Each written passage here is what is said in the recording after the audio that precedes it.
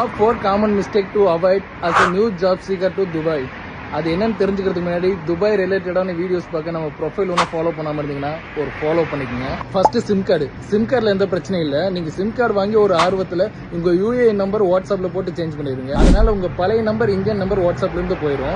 அதை நீங்க மறுபடியும் ரிகவர் பண்றதுக்கு நீங்க ஓடிபி வாங்குறதுக்கு ரோமிங் பேக் ரீசார்ஜ் பண்ணி அதுக்கப்புறம் தான் ரிகவர் பண்ற மாதிரி இருக்கும். அதை அவாய்ட் பண்றதுக்கு நீங்க ஃபர்ஸ்ட் வந்ததுமே ஒரு பிசினஸ் வாட்ஸ்அப் ஓபன் பண்ணி அதுல வந்து உங்க யூஏ நம்பர் போட்டு யூஸ் பண்ணிக்கோங்க. செகண்ட், நீங்க ஒரு இன்டர்வியூ அல்லது ஜாப் சீக்கிங்காக வெளியே போறீங்கன்னா முடிஞ்ச அளவுக்கு பப்ளிக் டிரான்ஸ்போர்ட்டான மெட்ரோ பப்ளிக் பஸ் யூஸ் பண்ணுங்க.